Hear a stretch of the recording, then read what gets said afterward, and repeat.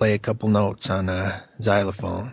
And then you do this, and then you do this, and this, and this, and this, and this, and then, yeah, pretty soon it turns into a flow. Yes. And that's the energy that then doesn't just express these specific artifacts, but it actually invigorates your whole energy system. Your aura becomes brighter. As I say, this will go right in and open your chakras up. Because you're, one, getting out the blocks, and two, letting in the light. Mm. So it serves both purposes. Yes. That's why it's such a good method, The other methods to dealing with some of this that can be helpful sometimes too, like if you're really, you have a lot of hurt about something, that's why a certain amount of catharsis is good. You could do some screaming, you could do some crying, you could do some banging on the pillow, I recommend trying to keep it safe, you don't have to bang your head against the wall to express your emotion. Just set up a safe place. A good idea. Just go somewhere. Simply, where people aren't going to think something weird's going on. Sometimes in your car, you're driving around. That's usually a pretty good place. You could just let out huge scream. Right. I do that sometimes. Like, ah! If I'm by myself, nobody else can hear it. They might look over and see that my mouth is open or something. Right. But so what? Exactly. Yeah. Who knows? Rather than you being embarrassed, maybe you'll get somebody else over there to scream, or get somebody else to hopefully not scream at you, but right. just to participate in expressing. Just watch, it's contagious. Once you start getting out of those bounds, everybody inside knows it, or everybody wants things to be loosened up. We just have kind of painted ourselves into a corner here. So we've got to find interesting ways to step out of it. Yeah, well, exactly, and I think that would actually, like for the benefit of everyone and for the health of civilization, if you will, doing stuff like that actually I think it's a very good way to keep things sane, if you will, because I think there's too much suppressed emotion out there, and I think that is what actually creates the many of the people that actually do freak out and eventually goes berserk because they haven't had enough of releasing some of the pressure from the steam vent once in a while, and a good hearty scream now and then can be very, very healthy, I think, Yeah, I always say, it's just like in music, to play well in the middle ranges, you have to practice the extremes. To be a good human being, you've got to cry your eyes out once in a while. You've got to laugh till you can't laugh anymore. You've got to just get riled up if you need to get riled up. It doesn't matter. Right. But you got to get it moving. That's right. Yeah, exactly. I agree with you. And also, one point that you mentioned was the idea that, at the initial steps, if you will, of an awakening process, so to speak, when one realizes that there's much more going on in the world, when one discovers, what have you, the fantastic world of conspiracies that is going on, and one taps into some of the information streams that are available online, or what have you, one often gets, I think, the idea that it's okay. It's now up to me to save the world. It's now up to me to bring everyone this information and to help everyone to learn this stuff, similar what I've learned or what have you. And I think that's a kind of a very standard set of responses to the information, if you will. One takes the weight of the world on one's own shoulders and feel responsible for it all. But that could be very heavy, that could crush you basically, and that's not good as well, Yeah, exactly. Like you said, that's probably a natural response to realizing all this, and it's. You probably feel like you want to do something, and you probably will do something, but I think it evolves, the whole concept evolves, or the whole thing, when you see that, well, you can do what you can do, and it's probably good that one of us can't just change everything, because we might have like complete chaos. If we just all could just stop the world and just exactly change it to our will. Nah, I'm glad that it takes a decent amount of effort to get things to manifest, and then you inject it kind of into the human paradigm. That's what I think when I'm creating my stuff. I'm trying to send it out there, and I'm just hoping that some of that good stuff that I come up with is just going to go in there and be part of all of us, eventually. Just be in there as part of the human experience, somebody who cared and loved and shared and tried to do good, simple things like that, you just put it out there, and that's really our responsibility, is to find our talents, to see where they apply, and then to make that link to the world. And then, oh, go ahead. Yeah. No, I just wanted to mention that, as you say, we should, in that regard, do all we can, and obviously this is about, helping the information to flow, help to inform people, and obviously all of this always, in most cases, come from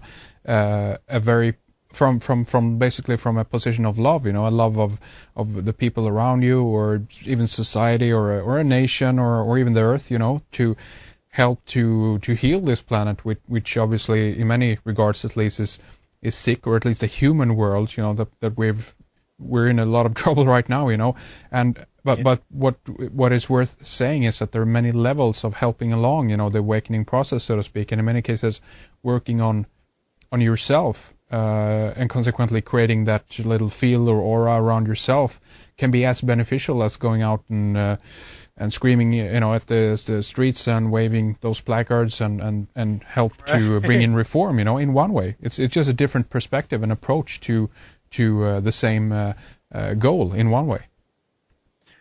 Well, yeah, immediately makes me think, you said it is a love, you're radiating love. Well, you're essentially bringing the heart into the society, which then that is what loosens the hold of the mind. The mind without heart, it can often start becoming destructive and judgmental and angry and really focused in on itself. But with the heart, well, then we illuminate the heart through the mind and use the mind to express what we find in the heart, and the mind is not dictating terms to us. And so we go out and we have that kind of approach, and doing something creative or doing what we're meant to be doing is what opens this energy up. And you go into the world and you radiate that light, you will affect others. You don't even have to say anything. Yeah. At first in this whole thing, I used to kind of bring it up or talk to people about it, but now I just go out and I don't even say anything until somebody says something to me. Yeah. And people do say something to you about it, and I've had other friends that were like that too. They're just such great guys that people just say, "Hey, what's up with you?" or "What's your deal all about?" And and they just then the people will be receptive because they're asking.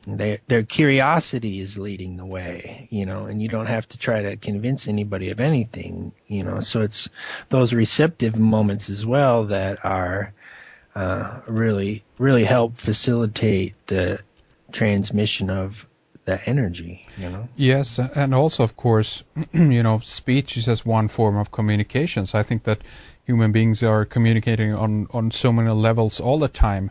Eye contact, body language, meaning that you can, and people pick up on this stuff on a more kind of etheric level, if you will, that they can sense of you that you have something to say, something more, or that if they care to engage you, that there's going to be something more than beyond the normal, perhaps, responses that you would get from a person that isn't so spiritually aware that you are, So I think there is communication going on many different levels here.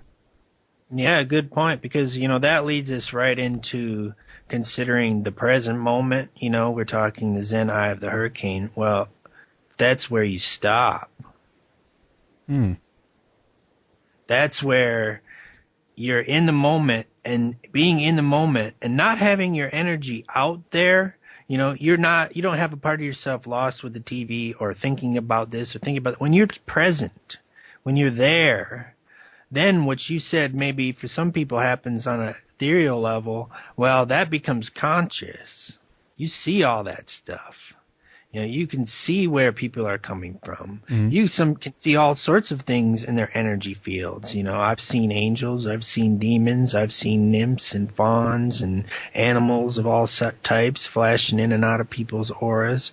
And, you know, maybe some of you out there, the psychically adept, you get flashes like that sometimes where you'll see somebody and all of a sudden you'll be like, dang, you know, they're you see horns on their head or something crazy like that, you know. But yeah, that present, pulling that energy back of yours that's out there mixed up with everything else, you know, whether it's a conflict with somebody or, you know, whether it's a past hurt or, you know, whether you just have a part of your mind that's really tied up in some specific judgment or belief. You know, all these things take energy away and therefore leave us less conscious in the moment. So the more we can get space, and this is, to me, the heart of Zen, and my number one practice is just to reflect everything. Just as I'm a mirror. Yes.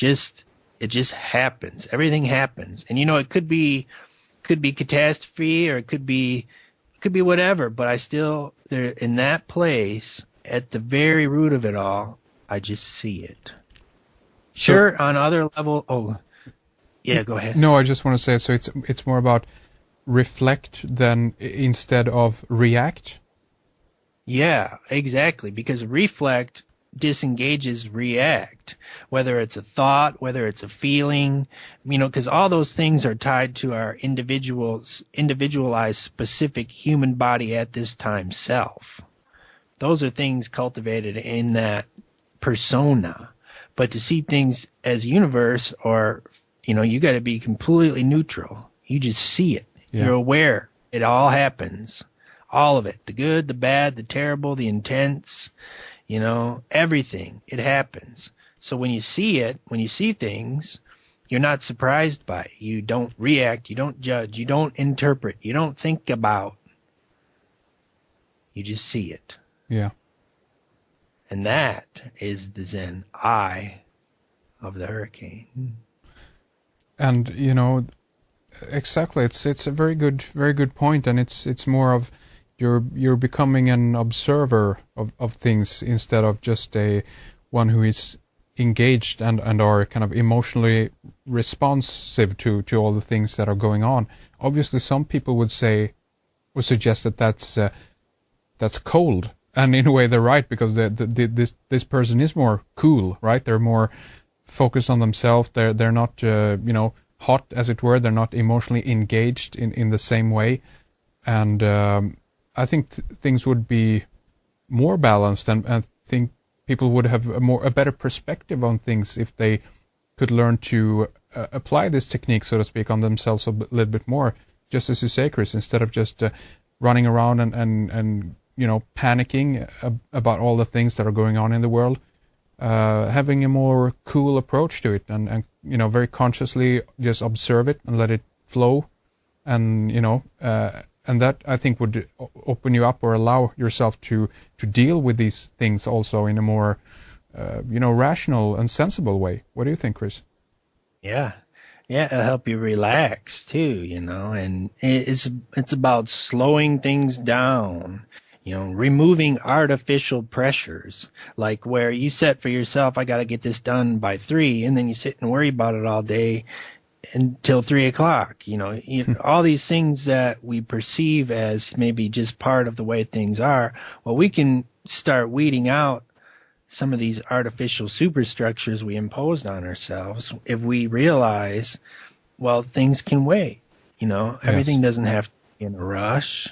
You know, if you were sick with a terminal illness, what's the first thing you would do? You'd slow things down. You'd start appreciating things. You'd be with your